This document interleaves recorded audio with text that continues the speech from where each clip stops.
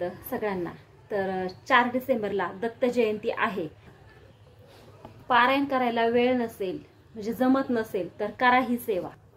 तर सेवा फक्त 5 मिनिटाची आहे। कोणती सेवा तर ती सांगते। आता प्रत्येकालाच असं वाटत असतं की दत्त जयंती येते जवळ तर आपण पारायण करावं। तर सगळ्यांना जमेलच असं नाही, कारण सगळ्यांच्याच काही ना काही अडचणी असतात। कोणाची लहान मुलं असतात घरात, तर कोण जॉब करत असतं, काही वेगवेगळ्या अडचणी असतात, त्यामुळे पारायण करायला जमत नसेल, मनात इच्छा असूनही पारायण करायला वेळ नसेल तर कोणती सेवा करायची आहे तर ती सांगते मी।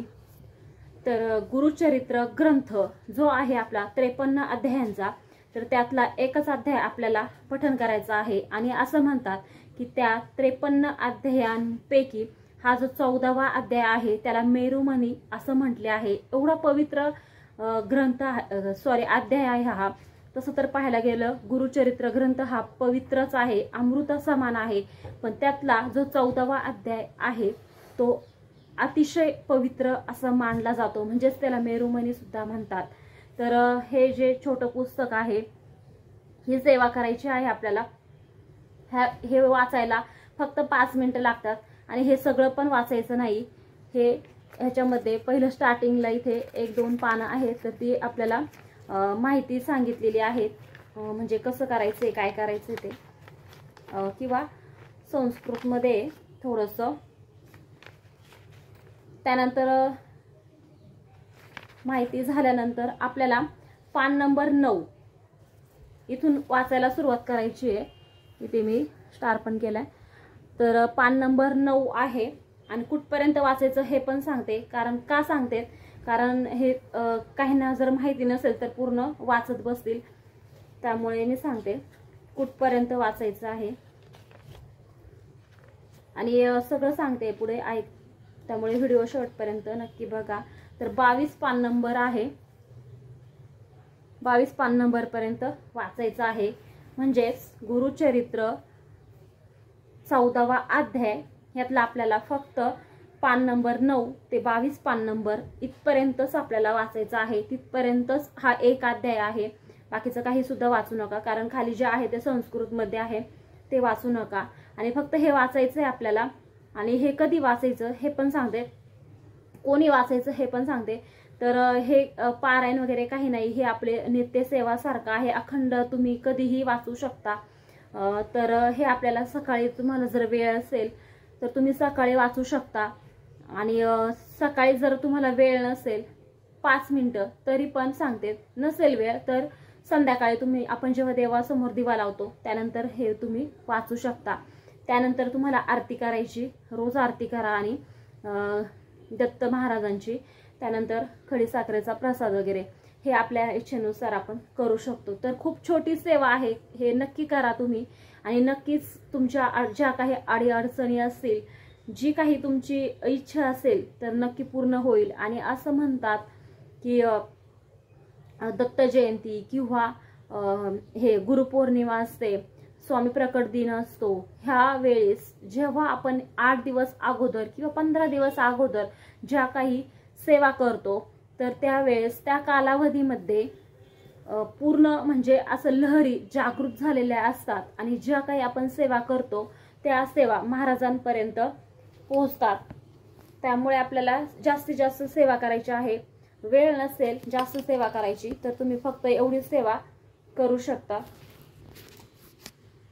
फक्त हा एक अध्याय आपल्याला पठण करायचा आहे, बाकी काही सुद्धा नाही। त्याच्याच बरोबर तुम्हाला जर तुमची जर इच्छा असेल तर तुम्ही जपमाळ करू शकता।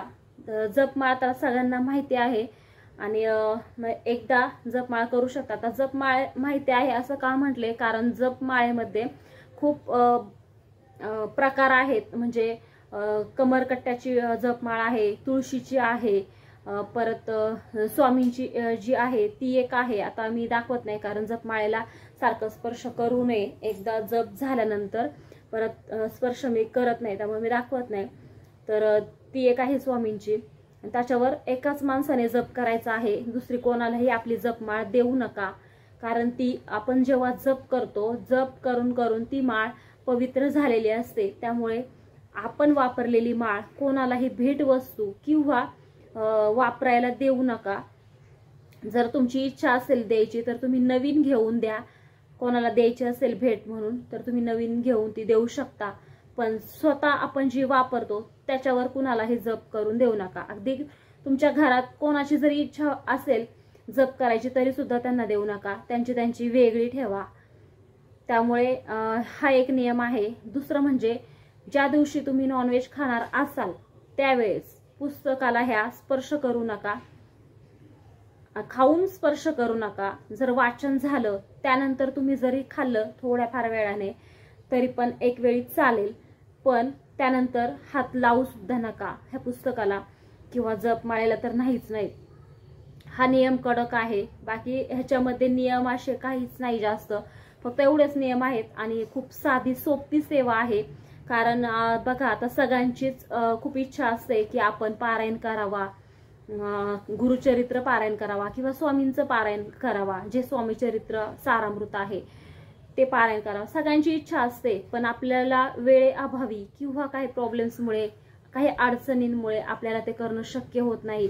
मग काहीतरी सेवा म्हणून हे आपण करू शकतो. खूप छोटी सेवा आहे. खरंच करा. आणि खरंच खूप लोकांना अनुभव आलेला आहे. कळकळीने सांगते. आणि कोणाची अशी इच्छा पूर्ण झाली नाही असं कधीच नाही. आणि का होत नाही इच्छा पूर्ण हे पण मी सांगते. त्याच्याच बरोबर आपण किती सेवा करू पण त्याच्याच बरोबर आपलं कर्मही तेवढं चांगलं पाहिजे. आपण जर फक्त सेवा करू आणि आपल्या मनात जर इतरांविषयी वाईट विचार किंवा आपलं थोडंसं वागणं वाईट म्हणजे बरेच प्रकार, तर असं जर आपलं कर्म असेल तर किती तुम्ही सेवा करा, 10 पटीने सेवा करा, त्याचा काहीही उपयोग होत नाही. मग तुम्हाला कसलंच फळ मिळणार नाही. त्यामुळे सांगायचं आहे जेवढी तुम्ही तेवढी सेवा करा 5 मिनिटाची, पण अंतःकरणापासून करा आणि आपलं मन हे पवित्र ठेवा. बघा नक्की इच्छा पूर्ण होते. आता बरीच लोक म्हणतात आम्ही एवढी सेवा करतो, आम्ही एवढी पारायण करतो, मग आमची इच्छा पूर्ण होत नाही. एवढी पारायण केली पण एका इच्छेसाठी मी एवढी पारायण केली पण नाही इच्छा पूर्ण होत. का होत नाही तर त्यामागे हे रिझन आहे. किंवा दुसरी गोष्ट, जरी पारायण केलं असेल तर त्यांनी बाहेरचं पर अन्न खाल्लं असेल, मग त्या पर अन्नातून त्यांना तो दोष लागला असेल, मग त्याने सुद्धा त्यांची इच्छा पूर्ण झाली नसेल. बरेच लोक आहेत असे. त्यामुळे सांगायचं तात्पर्य हेच आहे की तुम्ही किती सेवा करता महाराजांची आणि कधीही मागायचं नसतं. महाराज हे ब्रह्मांड नायक आहेत. त्यांच्याकडे काही सुद्धा आपण मागायचं नाही. त्यांना सगळं कळतं. तुम्ही फक्त सेवा करा न मागता. तुम्हाला मागायची सुद्धा गरज लागणार नाही. एवढं भरभरून आपल्याला महाराज देतात. अगदी सावलीसारखे आपल्या पाठीमागे उभे असतात. बघा अनुभव घ्या. खूप लोकांना अनुभव आलेला आहे. मला सुद्धा अनुभव आलेला आहे. पण जास्त काही सांगू नये. त्यामुळे एखाद्या व्हिडिओमध्ये नक्कीच सांगेल मी की मला कोणता अनुभव आला. मागच्याच वर्षी दत्त जयंतीच्या वेळेस मला पण अनुभव आला होता. एका व्हिडिओ मी टाकला पण होता माझ्या चॅनलवर, तर तुम्ही बघू शकता. पण वाटलंच तर मी 2 दिवसात परत एकदा व्हिडिओ बनवून टाकेन, थोडंसं टाकेल त्याच्यामध्ये. तर करा ही सेवा आणि अगदी आनंदाने, जल्लोषाने, कौतुकाने दत्त जयंती साजरी करा. माहिती आवडली असेल तर चॅनलला सबस्क्राईब नक्की करा. धन्यवाद.